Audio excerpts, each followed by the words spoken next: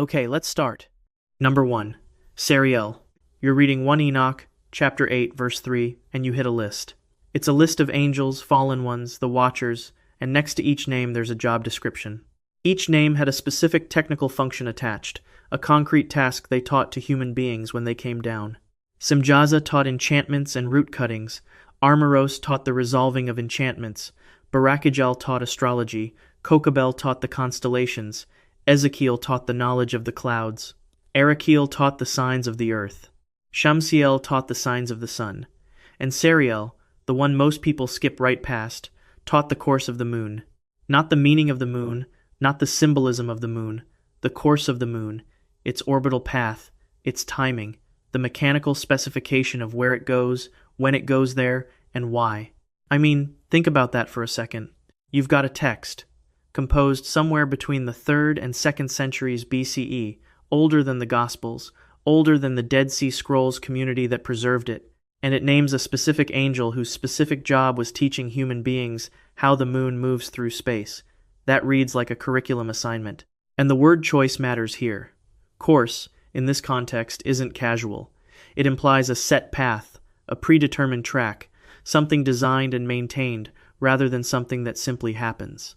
A course is what a ship follows. A course is what a student takes.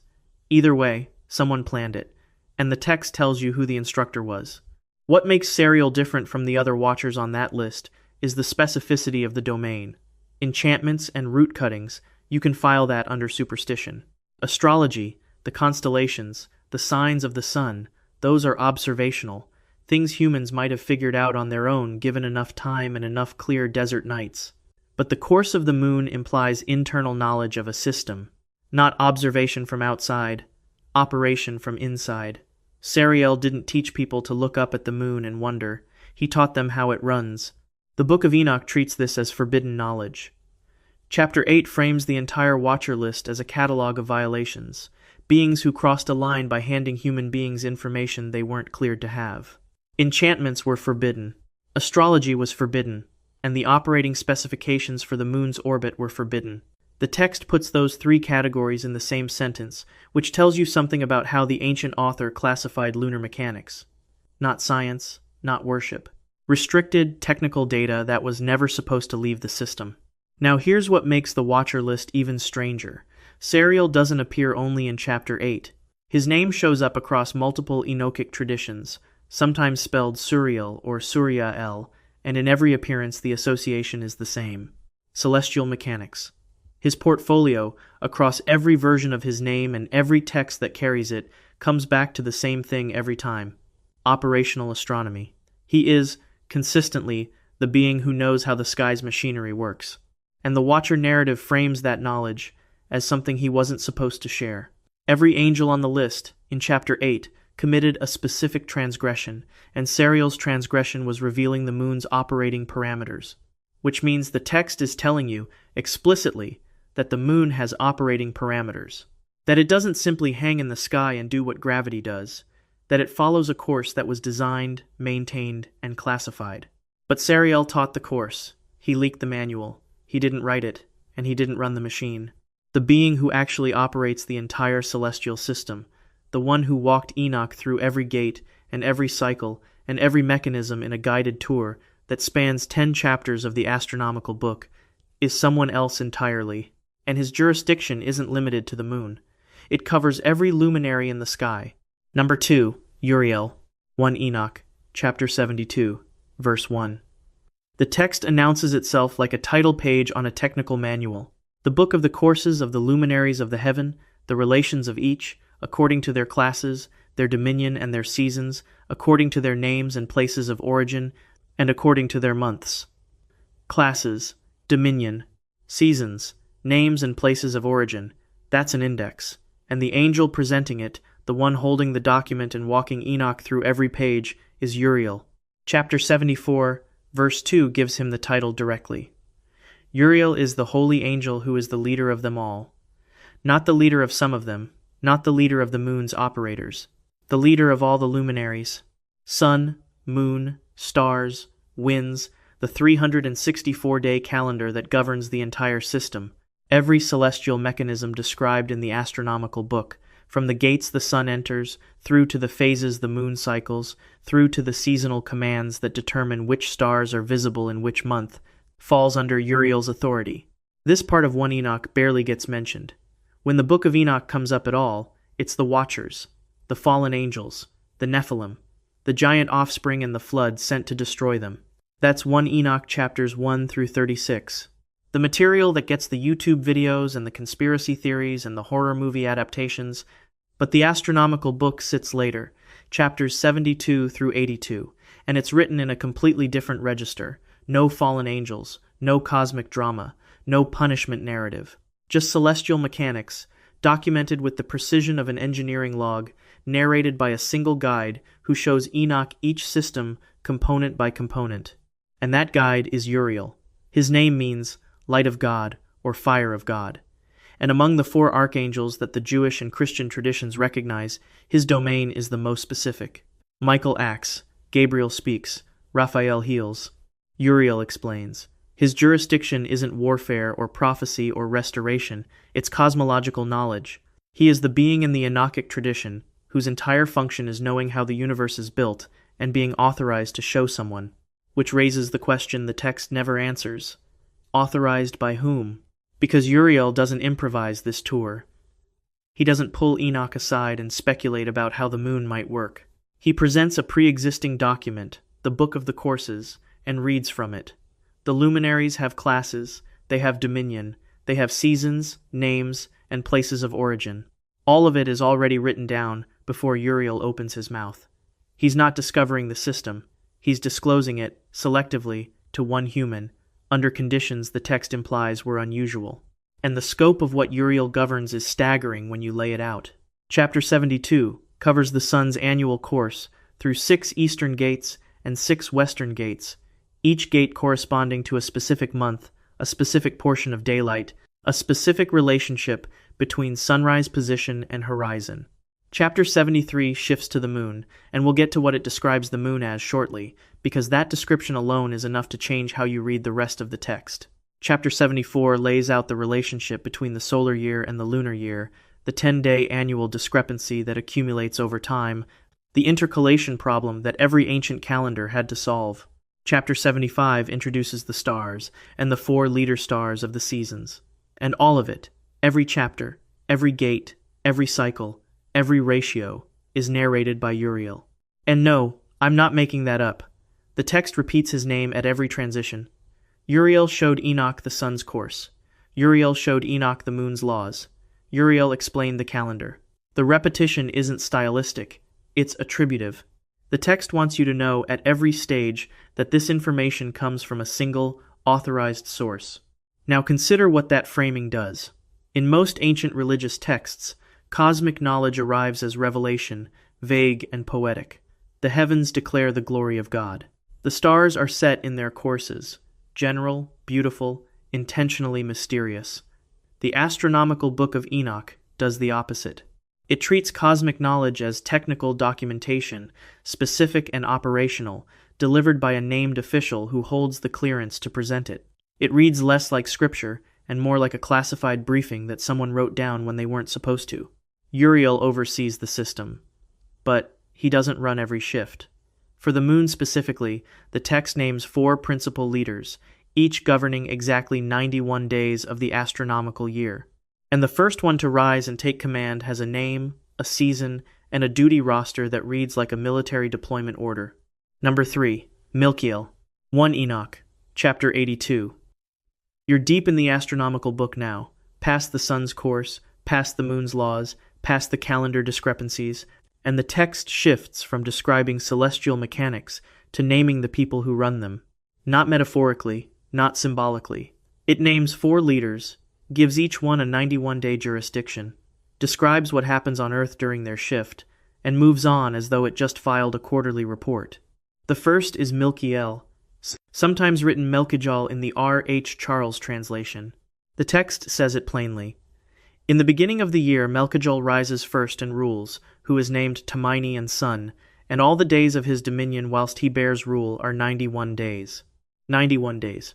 Not the spring months, not the warm season. 91 days, a number, and the text doesn't stop at the number. It goes on to describe the conditions during his shift with specificity that reads like a weather station log. Sweat and heat and calms.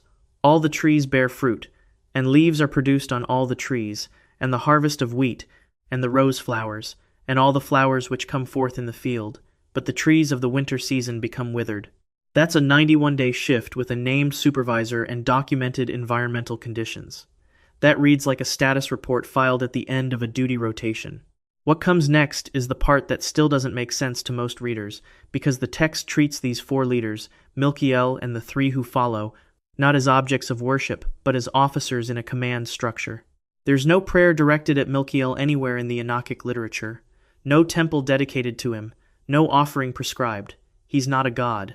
He's not even a worshipped angel. He's listed the way a military unit lists its commanding officers, with jurisdiction, duration, and operational notes.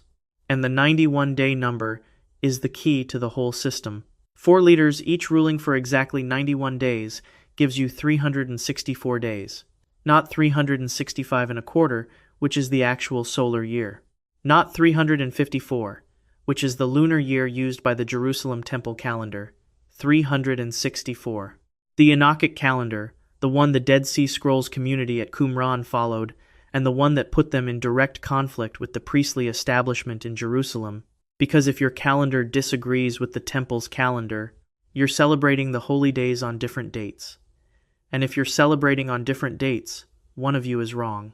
The Qumran sectarians chose the 364-day calendar. They chose the system Milkiel administers, and they preserved the text that names him.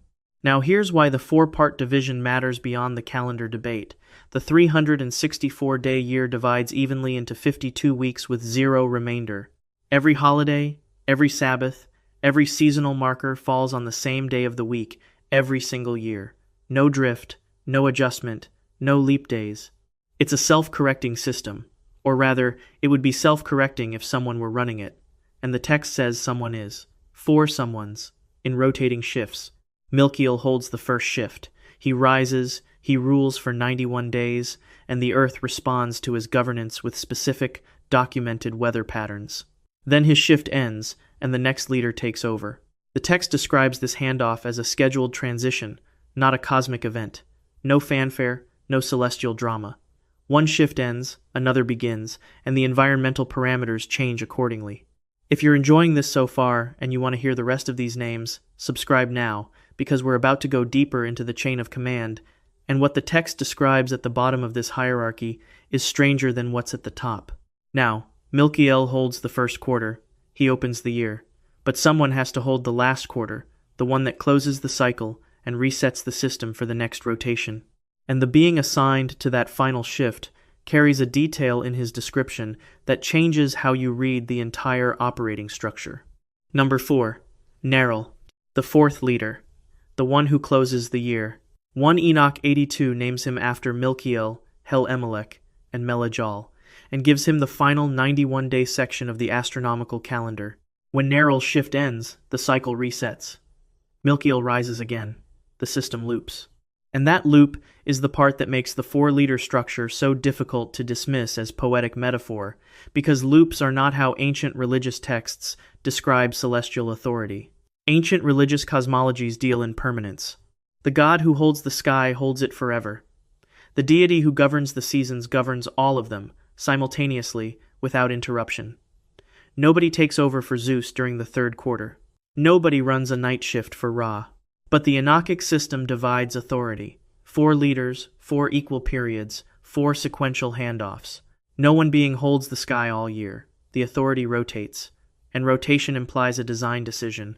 Someone, at some point, decided that 364 days should be split into 4 91-day shifts and staffed accordingly. The text doesn't explain who made that decision. It just names the people working the schedule. Pay attention to this next detail, because it explains everything about why the Enochic calendar mattered enough to fight over. The 364-day year isn't just a different number from the 365-day solar year or the 354-day lunar year. It produces a fundamentally different structure of time. In a 364-day calendar, every year begins on the same day of the week. Wednesday specifically if you follow the traditional Qumran reckoning. And because 364 divides evenly into 52 weeks, every religious observance falls on the exact same weekday every single year. That means Passover is always on a Wednesday. The Feast of Weeks is always on a Sunday. The Day of Atonement never falls on a Sabbath, which eliminates an entire category of ritual conflict that the Jerusalem temple had to manage constantly under the lunar calendar. The Enochic system doesn't need adjustment. It doesn't need a priestly class to announce when months begin based on new moon sightings. It runs itself. Or rather, it runs on the schedule the four leaders maintain. The Jerusalem temple used a 354-day lunar calendar, with intercalary months inserted by priestly authority. The Qumran community rejected that calendar and adopted the 364-day Enochic one. This wasn't an academic disagreement. If you celebrate Yom Kippur on the wrong day, you're not atoning. If you observe Passover on the wrong date, you're commemorating the wrong night. Calendar disputes in ancient Judaism were theological emergencies, and the Enochic calendar with its four named seasonal operators was the rival system. You'd think someone would have said something about the implications of that. Nobody did. At least not anyone whose text survived intact. The Qumran scrolls preserve the 364-day calendar without much commentary on why it differed from Jerusalem's system. They just used it, following the shift rotation the text prescribes, as though the question of which calendar was correct had already been answered by the document itself. And Narl sits at the end of that rotation. His 91 days close the loop. When his shift ends, the cycle doesn't wind down or expire. It resets. Milkiel rises first again. The same sequence, the same 91-day blocks, the same environmental conditions mapped to each shift, year after year. The text presents this not as a cosmic rhythm, but as a maintained operation, one that requires four named supervisors working in relay. The same precision that makes this system look engineered is the detail that makes scholars most uncomfortable. Because you can file a hymn under religious expression and move on. You can file a creation myth under cosmogony and compare it to other cultures. But a rotating shift schedule with named operators, fixed durations, and environmental correlates filed under duty roster doesn't have a comfortable academic category. It sits between astronomy and bureaucracy, and the text doesn't bother telling you which one it intended. 4 leaders, 4 shifts, a complete operating schedule for the luminaries. But the schedule describes who runs the moon's year. It doesn't describe what the moon is. For that, you have to open 1 Enoch, chapter 73, and read what Uriel showed Enoch about the moon's physical nature. And what you find there doesn't read like scripture. It reads like someone describing a machine they watched being run from the inside. Number 5. The moon's chariot. 1 Enoch, chapter 73, verses 1 and 2. Uriel has just finished walking Enoch through the sun's annual course, 12 months of gates and angles and daylight ratios measured to the fraction. Now he turns to the moon. And the first thing the text says about it isn't what it looks like, it's what it is. And after this law I saw another law dealing with the smaller luminary, which is named the moon. And her circumference is like the circumference of the heaven, and her chariot in which she rides is driven by the wind, and light is given to her in definite measure. Read that again if you need to. The moon has a chariot. The chariot is driven by wind, and the light the moon produces isn't generated from within. It's given to her, in definite measure, from an external source. That's 3 mechanical specifications in a single verse. A vehicle, a propulsion system, a regulated power supply. This is where the story takes a turn nobody expected, because the astronomical book, up to this point, has been describing orbits and calendar math and seasonal operators. Technical, yes. Strange, yes. But still within the territory of ancient astronomy. Chapter 73, verse 2 crosses a line. It describes the moon as a craft, a vessel that rides in a chariot powered by wind, receiving measured allocations of light the way a machine receives fuel. And the text presents this not as a metaphor or a vision, but as a physical observation. Uriel is showing Enoch how it works. Her circumference is like the circumference of the heaven. The moon is described as having a disk the same shape and scale as the heavens themselves. Not small, not distant, not a rock reflecting sunlight. A full circumference disk that rides in a chariot.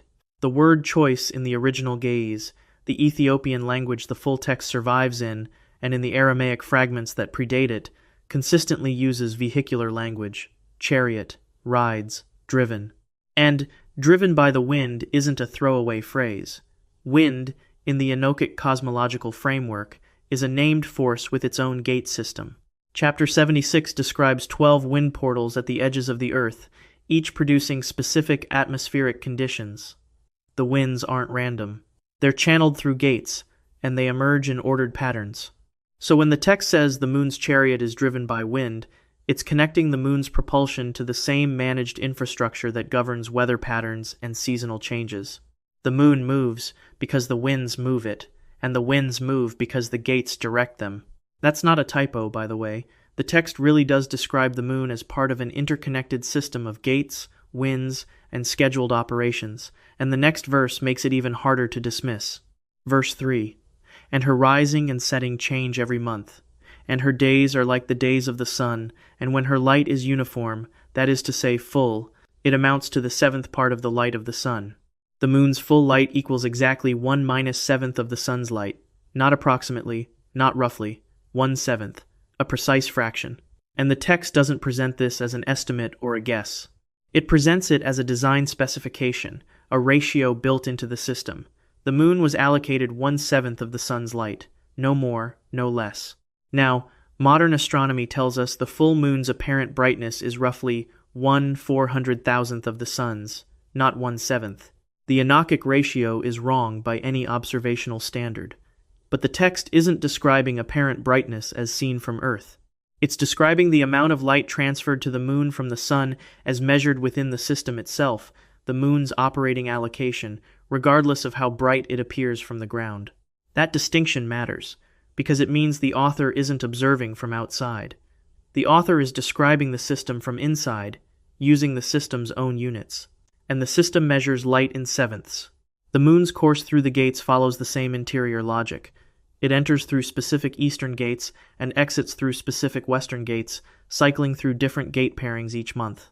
The gates determine where on the horizon the moon rises and sets, and the monthly rotation produces the shifting moonrise positions that modern astronomy explains through orbital inclination. The Enochic text explains it through scheduled gate assignments. But that's the vehicle. Chapter 78 describes the fuel system, and it operates on a 14-step countdown that someone documented number by number, step by step, like an operator logging a controlled power-down sequence. Number 6. The Light Transfer System. 1 Enoch, Chapter 78. The text opens with names, not names of angels this time, but names for the celestial bodies themselves. The moon has 4 names, Asonia, Ebla, Benasse, and Erae. The sun has 2, Oriares and Thomasae, and the text describes both as disks. These are the 2 great lights. Their disk is like the disk of heaven, and in size the 2 are equal. Equal in size, the sun and the moon, described as the same dimensions. Modern astronomy tells you the sun is 400 times the moon's diameter and 400 times farther away, producing the optical coincidence that makes them appear the same size during a solar eclipse. The Enochic text doesn't describe an optical coincidence. It describes a design feature. 2 equal disks, named like equipment on an inventory sheet. 4 designation codes for the moon, 2 for the Sunday, filed and cataloged. But the version you've heard about Chapter 78, if you've heard of it at all, probably stops at the names. It shouldn't. Because what follows is the most detailed mechanical description of light distribution in any ancient religious text that has survived to the present day. In the disk of the sun are 7 parts of light, which are added to it more than to the moon, and in fixed measure light is transferred to the moon until a 7th part of the sun is exhausted. The word the text uses is transferred. Not reflected off a surface, not bounced, but transferred, in fixed measure. From the sun's disk to the moon's disk, in controlled portions, until a specific fraction is spent. The vocabulary here is transactional. It describes a distribution process, a budgeted allocation of energy from one unit to another. And the waxing cycle is counted out with a precision that reads like someone logging a system coming online. When the moon rises at the beginning of its cycle, it appears with a half of a 7th part of light. Then each day, light is added. Portions are transferred in sequence. By the 15th day, the moon holds its full allocation, 15 parts of light, and the text says its light is full, according to the sign of the year. According to the sign of the year. The full moon isn't described as a natural peak. It's described as a calibration point, synced to the larger annual cycle. The moon fills up when the system schedules it to fill up. The waning cycle is even more specific. And this is where the text starts to sound less like scripture and more like someone reading a power-down log. In its waning on the first day, it decreases to 14 parts of its light, and on the second to 13 parts, and on the third to 12 parts. It continues, day by day, step by step, 11 parts, 10 parts, 9 parts, 8, 7, 6, 5, 4, 3, 2, and finally, on the 14th to half of a 7th part. A countdown, 14 steps, each one removing a measured portion, until the moon is empty again. That's the kind of precision that makes astronomers uncomfortable. Not because the numbers map onto modern lunar science, they don't, but because the structure of the description implies an internal logic. The author isn't approximating. The author is documenting a procedure. Each step has a number. Each number follows the previous one in a fixed sequence. The system isn't observed, it's operated, and someone wrote down the operating protocol. And then verse 17 delivers the line that stops everyone who reads it carefully. At night she appears like a man for 20 days each time, and by day she appears like the heaven, and there is nothing else in her save her light. At night she appears like a man, not round, not bright, like a man, a human form visible in the moon's face for 20 days of each monthly cycle. And by day she appears like the heaven, transparent or sky-colored, blending into the atmosphere. And then the final phrase, there is nothing else in her save her light. The text explicitly describes the moon's interior as containing nothing but light, no rock, no soil, no physical mass, light. That's what's inside the moon, according to 1 Enoch 78. A hollow vessel, driven by wind, filled with measured light that is transferred in and drained out on a 14-step countdown. And for 20 days a month, the face of that vessel shows something that looks like a person. 2 Enoch, the Slavonic Book of the Secrets of Enoch, a separate text from the late 1st century CE, describes the same cosmology from a different tradition. 12 great gates, crowned from west to east, by which the moon goes in and out of the customary times. Same gate system, same operational language, same framework, independently attested. 14 parts to 1, 13, 12. The countdown runs every month, and someone had to operate the gates the moon passes through. The being assigned to that second shift has a name, a season, and a jurisdiction that puts the gate system directly under his command. Number 7. Helmc, the second leader, the one who takes over when Milkiel's 91-day shift ends. 1 Enoch 82 names him in the same register as the first. No fanfare, no ceremony, just the next name on the rotation. But Helmc's jurisdiction introduces the most structurally detailed component of the entire astronomical book, the gate system. 6 gates in the east, 6 gates in the west, numbered from south to north. The moon rises through one eastern gate, crosses the sky, and sets through its corresponding western gate. And the gate pairing changes every month. In month 1, the moon enters through the 4th eastern gate and exits through the 4th western gate. In month 2, a different pair. Month 3, a different pair again. 12 months, 12 gate assignments, a complete annual rotation that repeats without variation. The text doesn't leave this to the imagination. It maps it out. They set and enter the portals of the west, and make their revolution by the north, and come forth through the eastern portals on the face of the heaven. The text reads like a routing table. Entry point, exit point, directional arc, and facial orientation. The moon doesn't wander across the sky in this system. It follows assigned portals on a published schedule, and the schedule is documented down to the specific gate number for each month of the year. And the timing of what happened next? Almost too perfect. Because the gate assignments don't repeat randomly. They cycle through the 6 eastern and 6 western portals in a specific sequence that tracks the moon's shifting position on the horizon throughout the year. In the summer months, the moon rises and sets further north. In the winter months, further south. The gates encode this seasonal migration, assigning the northern portals to specific calendar months and the southern portals to others. Each gate corresponds to a band on the horizon, a range of degrees where the moon can appear, and the monthly rotation moves the moon through those bands in an ordered progression. Modern astronomy explains this with orbital mechanics. The moon's orbit is tilted about 5 degrees to the ecliptic, which means its rising and setting positions on the horizon do shift throughout the year, oscillating between northern and southern extremes in an 18.6-year cycle called the lunar standstill. The Enochic gates don't use orbital mechanics. They use a scheduling system. But the pattern they describe, the northward and southward migration of the moon's position across the seasons, matches the same observable phenomenon. The gates are tracking something real. If you're wondering how someone documented this before telescopes existed, so is everyone else. Because tracking the moon's horizon position with enough precision to assign specific gates to specific months requires sustained, systematic observation. Months and years of recording exactly where the moon appears on the horizon, at each rising and each setting. That's not casual stargazing. That's an observation program, and the Enochic text presents the results of that program not as data collected from watching the sky, but as infrastructure built into the sky. The gates aren't where the moon happens to rise. The gates are where the moon is directed to rise. The system isn't described as observed. It's described as administered. And Helmc administers the second quarter. His 91 days cover the period when the gate rotations shift between one set of portals and another, the transitional months when the moon's horizon position changes most rapidly. The text assigns this transition period to a specific named being, as though the complexity of the gate changeover required dedicated supervision. He doesn't hold a title of worship. He holds a post. And the post comes with the same 91-day fixed term that every other leader in the rotation serves. Consider what that framing implies. A gate system with 12 portals, 6 entrances, and 6 exits, operating on a monthly rotation, tracking a real astronomical phenomenon, and governed by a named supervisor on a fixed duration shift. The whole passage reads like a facility description with a staffing note attached. And the same gate system that governs the moon also governs the sun and the stars. The infrastructure is shared, not separate. Every luminary passes through the same gates, on the same schedule, under the same authority structure.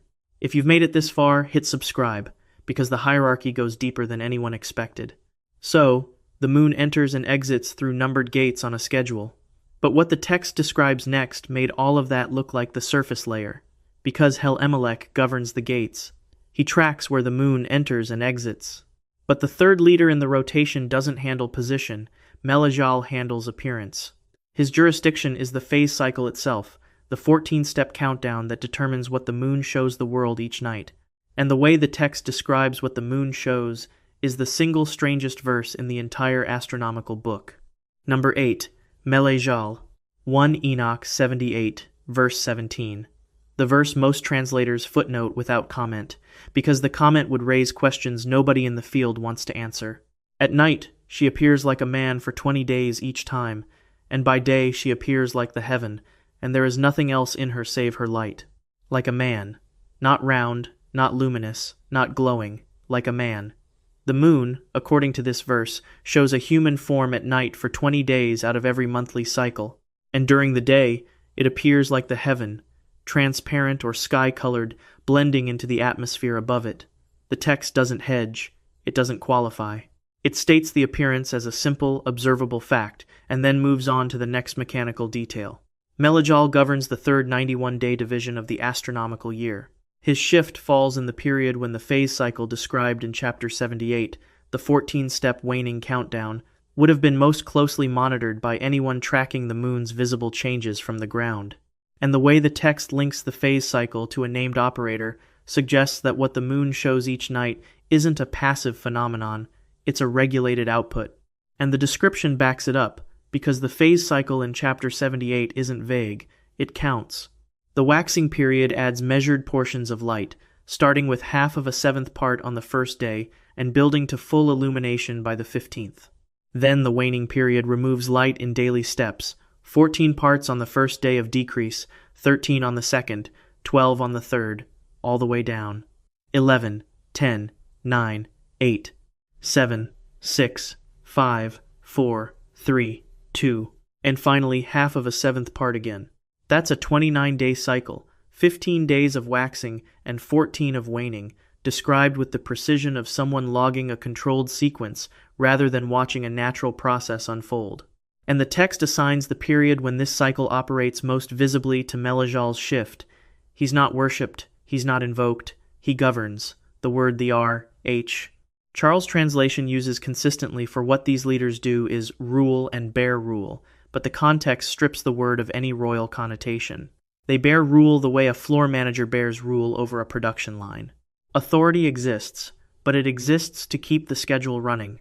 And the schedule, in this case, includes what the moon looks like. Not just when it's full or new, but what it displays on its surface, how much light it holds, and for how many days each configuration persists. That detail is the one that separates the Enochic system from every other ancient lunar description. The Babylonians tracked the moon's phases with extraordinary precision. The Egyptians built their calendar around the moon's cycles. The Greeks proposed physical explanations for why the moon waxes and wanes. But none of them described the moon's appearance as a managed output produced by an operator on a fixed rotation. The Enochic text does. At night she appears like a man. 20 days. A human form visible in the lunar face for 2/3 of the monthly cycle. The remaining days, when the moon shows less than 1/3 of its light, the form is either absent or too dim to resolve. The text doesn't explain what the form is or why it's there, it reports it. The same way a technician might note an indicator light on a console. It appears, it's shaped like this, it's visible for this duration. No interpretation, no theology, observation. Which, looking back, was either incredibly detailed or incredibly strange. Because the text treats the moon's face as output, and it treats Meljal as the operator governing the period when that output cycles through its most dramatic changes. Phase regulation, under a named being, on a 91-day assignment, documented with the same administrative flatness as every other shift in the rotation. 3 leaders named, 3 operating functions described. Milkiel opens the year and governs the environmental conditions. Helmc runs the gate system and tracks the moon's position on the horizon. Meljal manages the phase cycle and the moon's visible appearance. But beneath all 4 principal leaders, beneath Milkiel, Helmc, Meljal, and Narl, the text names 3 more. A subordinate layer that most readers skip right past, because the names don't appear in any hymn, any prayer, or any later religious tradition. They appear only here, in the astronomical book, filed like middle management on an organizational chart that nobody outside Qumran bothered to preserve. Number 9. Narl, Ejasusael, and Elomael. 3 names, not 4, not 1. 3, listed together, beneath the principal leaders, in a single passage of 1 Enoch, 82, that most readers scan past without stopping. The names of those who lead them are Narl, Ejasusael, and Elomael. These 3 follow the leaders of the orders. Follow the leaders of the orders. That's subordinate language. Not worship. Not praise. Subordination. These 3 beings serve beneath the 4 seasonal commanders, handling specific functions within the larger operating structure. And the text names them with the same administrative precision it uses for everything else in the astronomical book: a name, a rank, and a position in the chain of command. There's a reason this story is still talked about today, and it has nothing to do with theology. It has to do with the fact that ancient religious texts don't usually name middle management. The Torah names God, names patriarchs, names prophets. The Babylonian creation epic names Marduk and Tiamat. The Egyptian cosmogony names Adam and the Ennead. Pantheons across every ancient culture describe top-level beings, creators, destroyers, rulers of cosmic domains. Nobody bothers listing the beings who report to those rulers. Nobody writes down the names of the assistants, the coordinators, the functionaries who handle scheduling and positioning and gate regulation beneath the chief operators. The Enochic text does. And what makes the subordinate layer particularly striking is its specificity. These aren't generic assistants. Each one has a distinguishable role that corresponds to a distinct operational function within the celestial system. Narl's implied function, based on his position in the hierarchy and the surrounding context of Chapter 82, is monitoring lunar timing and scheduled appearances. The schedule keeper, the one who ensures the moon appears where and when the system requires it to appear. Ejasusael handles the moon's path and navigation, the course plotting that determines which gates the moon enters on which night. Elomael regulates the lunar stations and positioning, the gate controller who manages the physical infrastructure the moon passes through. 3 subordinate operators, 3 distinct functions: timing, navigation, and infrastructure. Not overlapping, not redundant. Each one handles a piece that the others don't touch, and together they cover the operational requirements the 4 seasonal leaders can't manage alone while running the broader schedule. If you drew this as a chart, it would look exactly like the organizational structure of any complex operation. A chief at the top, regional commanders beneath him, and functional managers beneath them, each handling one piece of the overall process. Uriel at the summit, Seriel as the instructor who taught the system, Milkiel, Helmc, Meljal, and Narl as the 4 shift commanders. And now Narl, Ijasusael, and Elomael as the functional managers who keep the daily operations running within each shift. And that's the detail that makes this section of 1 Enoch so difficult to categorize.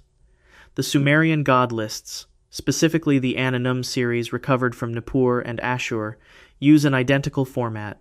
Anu at the top, Enlil and Enki beneath him, then ranked deities with specific domains, then named subordinates, who serve those deities in defined capacities.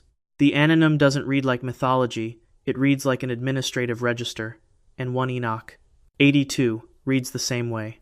Different tradition, different century, different language, same bureaucratic precision. Somewhere, an ancient scribe wrote down the celestial org chart, assigned job titles, specified reporting lines, and filed it, not as fiction, not as allegory, as reference material. The kind of document you produce when you need someone after you to know who handles what and who reports to whom. The 3 subordinates don't appear anywhere else in the Enochic tradition. They aren't mentioned in the Book of the Watchers. They don't show up in the parables of Enoch or the Epistle. They exist only here, in the astronomical book, in the most technically specific layer of the entire corpus. Their names survived because the Ethiopic Church preserved the complete text of 1 Enoch as canonical scripture, the only major religious tradition in the world that did. The Aramaic originals from Qumran survived only in fragments, damaged pieces of scroll pulled from Cave 4 in the Judean desert. And those fragments, partial as they are, still preserve portions of the same hierarchical structure. The subordinate layer wasn't added later by Ethiopian scribes. It was there from the beginning, baked into the oldest Aramaic copies. These aren't angels you pray to. These are operators you'd page if the system went down. And beneath them, at the very bottom of the entire hierarchy, one more name appears. The lowest ranking named being in the Enochic celestial command structure, a figure whose position at the base of the chain suggests a function so specific and so operational that the text didn't even bother explaining what he does. It just filed his name alongside the physical evidence that this system is the oldest documented layer of the entire Enochic tradition. Number 10. Burkael, the last name on the list. The lowest ranking named operator in the entire Enochic celestial hierarchy. 1 Enoch 82 places him beneath the 4 principal leaders and beneath the 3 subordinate managers, at the base of a command structure that stretches from Uriel at the top to a being whose function the text barely specifies. Burkael doesn't get a jurisdiction. He doesn't get a season or a 91-day shift. He gets a name, a rank, and a position at the bottom of an organizational chart that someone, roughly 2,300 years ago, wrote down in Aramaic on a scroll and stored in a cave. That cave was Cave 4, in the cliffs above Qumran, near the northwest shore of the Dead Sea. And what came out of it, starting in 1952, is the physical evidence that the system described in this video isn't a medieval invention or an Ethiopian addition or a late theological fantasy. It's the oldest layer of the entire Book of Enoch. The fragments are catalogued as 4Q208 and 4Q209. Joseph Tadeusz Milik, the Polish scholar who spent decades piecing together the Dead Sea Scroll fragments, identified them as portions of the astronomical Book of Enoch. 4Q208 is dated to the late 3rd or early 2nd century BCE, 4Q209 to the early 1st century CE. These are Aramaic copies of the same text that survives in full only in the Ethiopic Ge'ez translation, and they are among the oldest fragments in the entire Dead Sea Scroll collection. I mean, think about that for a second. The astronomical material, the chapters describing the gate system, the light transfer mechanism, the chariot driven by wind, the 14-step countdown, the named operators, predates every other section of 1 Enoch. It's older than the Book of the Watchers, older than the parables, older than the Epistle. The part everyone talks about, the fallen angels and the Nephilim, was written after this. The operating manual was already in circulation before the Watchers narrative existed. Subsequent scholars confirmed and refined Milkiel's dating. Henrik Dronnel published detailed analysis of the Aramaic astronomical terminology. Jonathan Bendov's work on the Qumran calendrical texts placed the astronomical book at the foundation of the entire Enochic literary tradition. The scholarly consensus holds, this is where it started.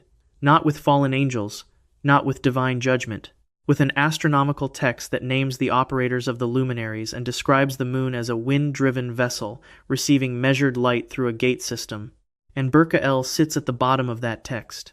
A gate technician or a chamber operator, or whatever title you'd give the lowest-ranking named being in a celestial bureaucracy. He's listed alongside Zelebzel, another figure at the base of the hierarchy, both of them serving beneath the principal astronomical rulers in roles the text doesn't fully elaborate on.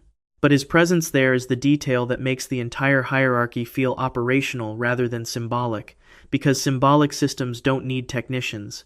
Symbolic systems name gods and stop. They don't bother filing the names of the person who opens the gate or the one who logs the light levels. Operational systems do.